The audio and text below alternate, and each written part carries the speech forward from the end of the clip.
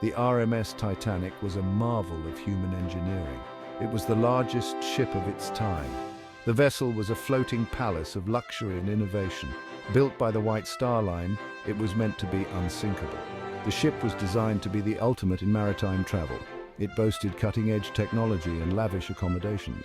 The Titanic was a symbol of the industrial age's progress and ambition. On April 10, 1912, the Titanic set sail from Southampton, England. It was bound for New York City on its maiden voyage. The air was thick with excitement and anticipation. Crowds gathered to witness the departure of this magnificent vessel. Passengers from all walks of life boarded the ship. They were eager to be part of this historic journey. The Titanic represented the pinnacle of human achievement in seafaring. The ship's statistics were impressive.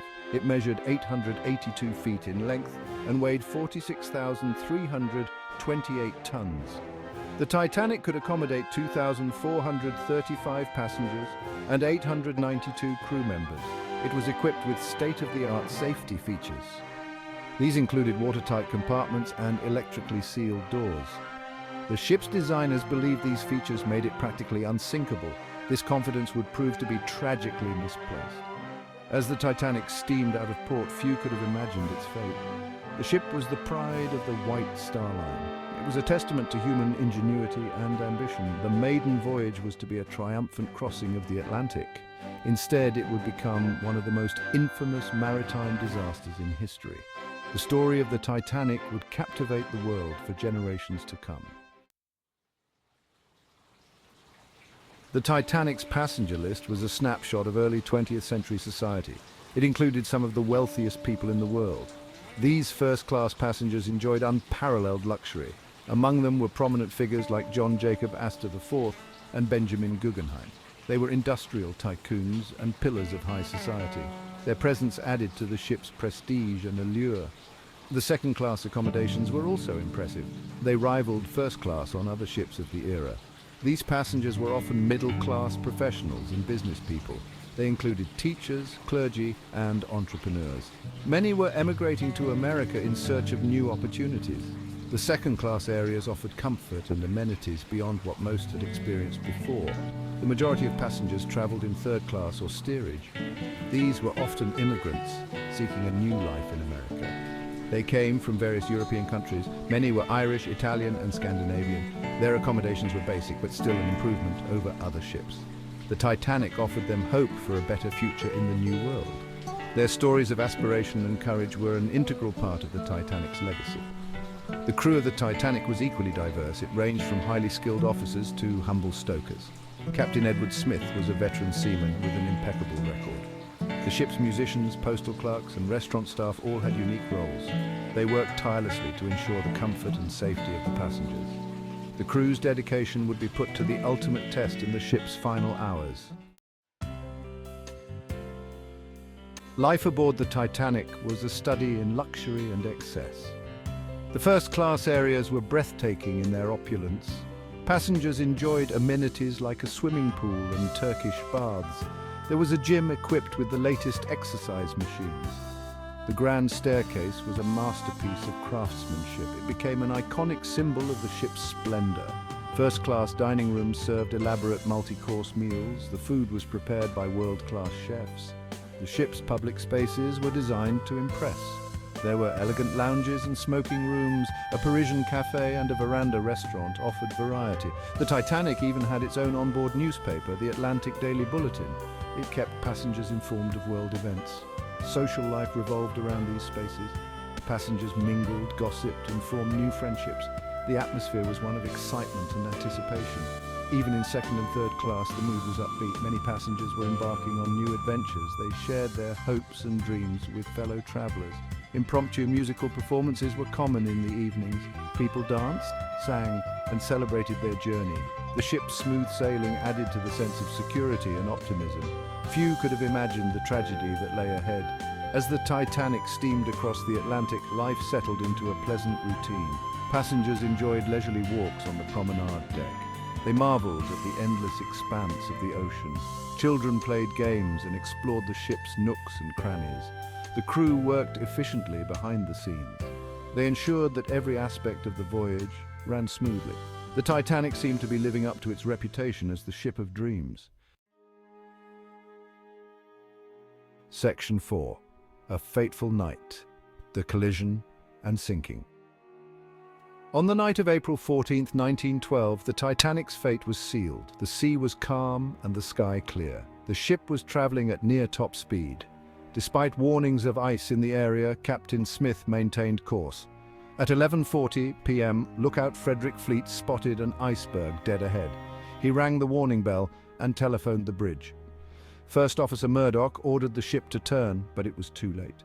The Titanic's starboard side scraped against the iceberg. The collision seemed minor to many passengers. Some were even amused by the shower of ice on deck. But below the waterline, the damage was catastrophic.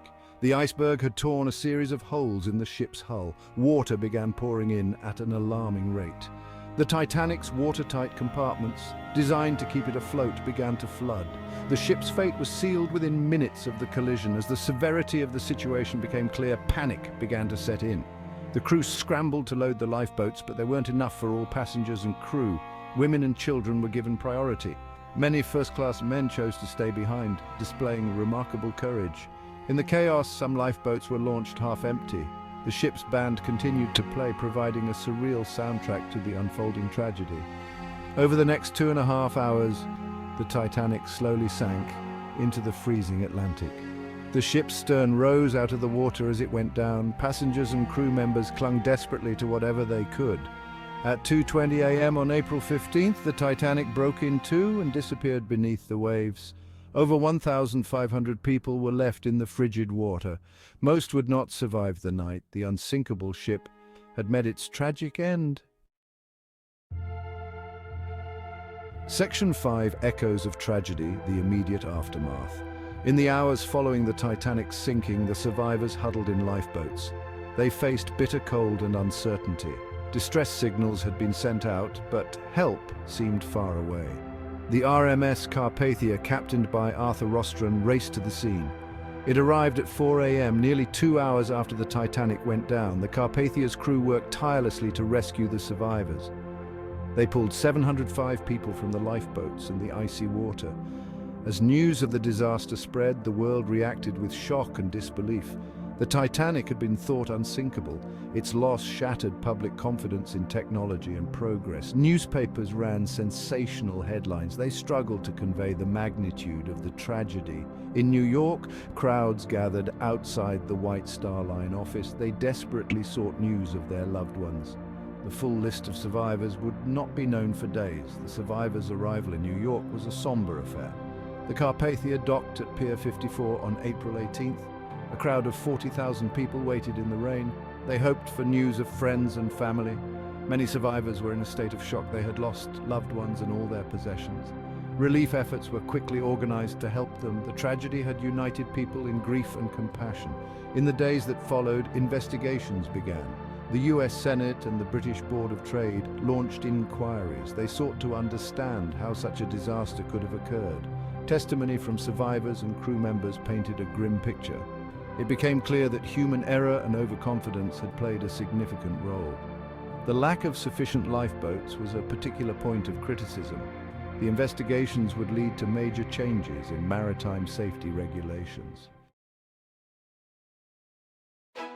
Section 6. Lessons from the Deep, the Titanic's enduring legacy. The sinking of the Titanic had far-reaching consequences. It led to significant improvements in maritime safety. The International Convention for the Safety of Life at Sea was established in 1914. It mandated that ships carry enough lifeboats for all passengers. It also required 24-hour radio watch and the creation of an international ice patrol. These measures have undoubtedly saved countless lives in the decades since. The disaster also changed public perception of technology and progress. It showed that even the most advanced creations could fail. The hubris of declaring any ship unsinkable was exposed. This lesson extended beyond maritime affairs. It influenced attitudes towards technological innovation in general. The Titanic became a powerful metaphor for the dangers of overconfidence. The story of the Titanic has captivated the public imagination for over a century.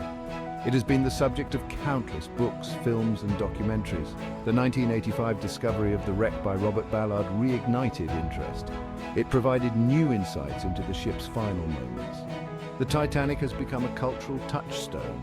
It represents both the heights of human ambition and the depths of tragedy. Perhaps the most enduring legacy of the Titanic is its human story.